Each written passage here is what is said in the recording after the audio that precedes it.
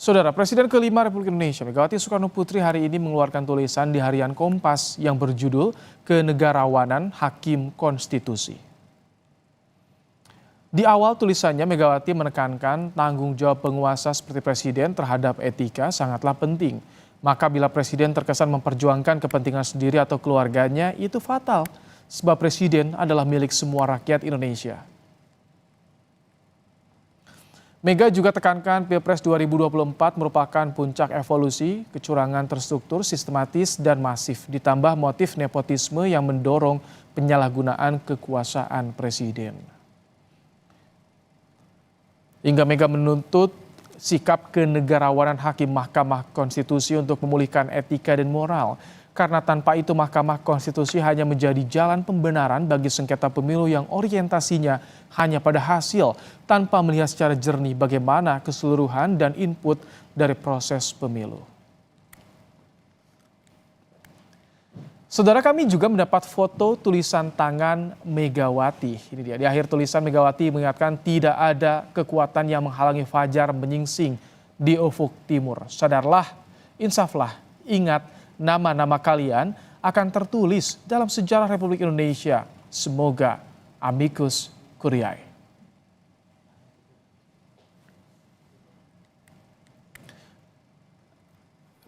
Menteri Investasi Bahlil Lahadalia membela Presiden Joko Widodo usai disindir Presiden kelima Megawati Soekarno Putri soal Pilpres 2024 yang diwarnai kecurangan, nepotisme, dan penyalahgunaan kekuasaan.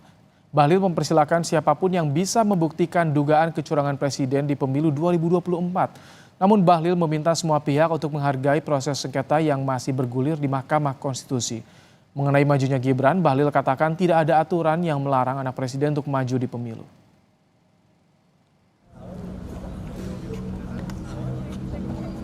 Cepat dulu. Selama itu bisa dibuktikan, monggo saja. Tetapi ini kan masih dugaan. Ya namanya duga, kita juga jangan seuzon. Nggak boleh jadi wapres hanya karena bapaknya presiden, dari mana? Emang ada aturan yang mengatakan bahwa anak dari seorang presiden nggak boleh jadi wapres atau jadi presiden? Kalau itu ada, oke. Kan tidak ada juga yang mengatakan bahwa anak gubernur nggak boleh anaknya itu jadi gubernur atau wakil gubernur. Nggak ada juga kan. Hak warga negara selama dia itu memenuhi syarat. Tulisan Megawati hari ini setelah di koran Kompas yang diberi judul Kenegarawanan Hakim Konstitusi sangat jelas menekankan Hakim MK untuk berani memberi putusan yang memiliki makna demi perbaikan kualitas demokrasi Indonesia. Untuk lebih jelas memaknai tulisan Megawati hari ini, sudah ada dosen Fakultas Hukum Universitas Hasanuddin Makassar yang juga merupakan kolumnis Kompas, Profesor Hamid Awaludin. Selamat petang, Prof. Hamid. Selamat petang, apa kabar? Baik, sehat Prof. Prof, ini pertama yang ingin saya soroti soal penulisan Bu Mega menulis atribusinya dalam artikel di Harian Kompas sebagai seorang warga negara Indonesia, tapi bukan sebagai Ketua Umum PDIP atau Presiden kelima Republik Indonesia. Apa yang Anda baca, makna apa yang bisa dibaca dari atribusi ini, Prof? Atribusi ini sederhana pesannya, bahwa kegalauan, kegelisahan seorang Mega bukan monopoli seorang Megawati, tapi adalah monopoli banyak orang. Oleh karena itu kalau Anda lihat kalimat pembukanya kan dia mulai dengan rakyat Indonesia sedang menunggu. Nah, artinya atribusi itu adalah atribusi kegelisahan dari banyak orang. Itu maknanya sebenarnya. Jadi tidak ada kaitannya dengan atribusi dia sebagai ketua partai, mantan presiden, mantan anggota dewan. Oke. Mega adalah rakyat Indonesia. Prof, Simpel. kenapa keresahan yang tadi Anda tangkap ini dituangkan dalam bentuk tulisan, Prof, menurut Anda? Saya kira beliau ingin sekali mengemukakan isi pikiran, hati nuraninya secara sistematis.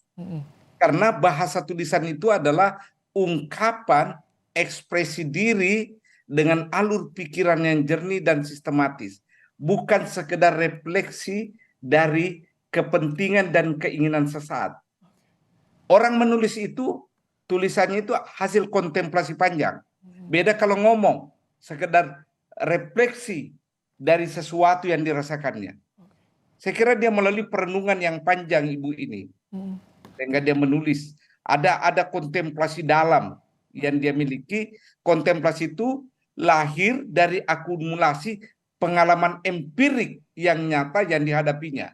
Oke, Prof, ini Anda bilang ini lahir dari kontemplasi yang panjang. Di dalam tulisan yang tersaji ini, apakah Ibu Mega menurut Anda sedang menyembunyikan alarm atau tekanan pada Hakim MK yang saat ini tengah berkutat pada sengketa Pilpres, atau bagaimana menurut Anda, Prof? Saya kira dia tidak menekan ya.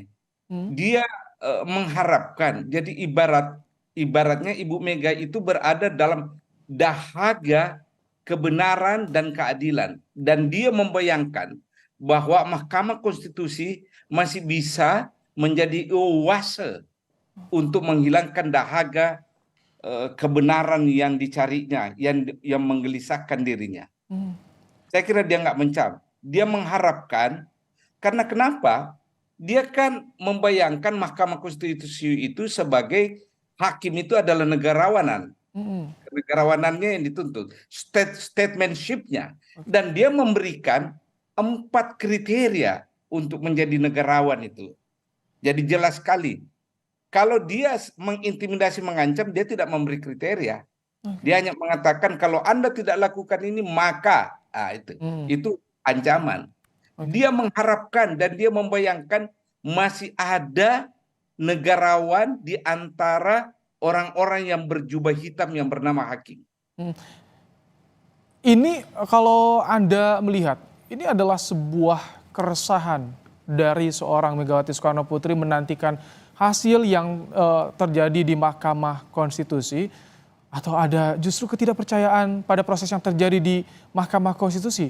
Anda membacanya, Prof? Saya melihat secara positif bahwa dia mengharapkan Mahkamah Konstitusi itu dalam memutuskan perkara yang disengketakan sekarang ini hasil pemilu tidak berkutat pada angka-angka statistik. Berapa jumlah TPS yang tidak menyelenggarakan secara baik, tapi dia ingin melihat prosesnya. Itu kan jelas sekali ada kata-kata yang dia gunakan ya, bahwa voting behavior, ya tingkah laku pemilih itu ditentukan oleh social expenditure. Dalam konteks ini secara spesifik beliau memberi contoh adalah bantuan sosial yang bisa mempengaruhi pilihan seseorang. Oke, Prof Hamid, kalau misalkan Anda melihat, apakah Bu Mega ini termasuk sering menulis kolom seperti ini, ada memberikan makna, ada juga kritikan di situ, sering, atau momen apa saja yang bisa membuat Bu Mega ini sampai menulis, Prof Hamid? Saya kira tidak. Ini pertama kali saya lihat Ibu Mega menulis di Kompas. Mungkin pernah saya terlewatkan, tapi rentang waktu yang begitu panjang ini Ibu Mega tiba-tiba menulis dan membuat saya juga heran ya. Heran. Berarti ada sesuatu yang sangat dahsyat yang menggelisahkan beliau, yang menggelitik hati nuraninya, yang menggelitik akal waras beliau.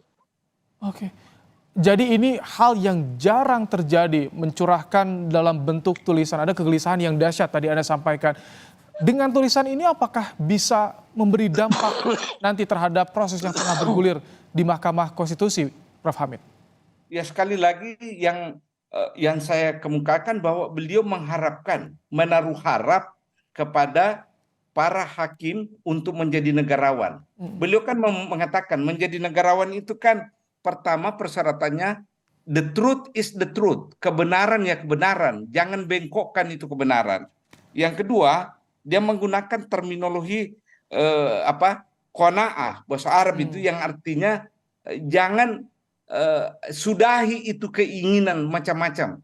Kalau konstitusi mengatakan 2 periode ya cukup, jangan lagi berhayal, berhalusinasi untuk nambah-nambah. Terus akhir itu yang Anda kemukakan menggunakan peribahasa atau prinsip Rusia, Utreja ya.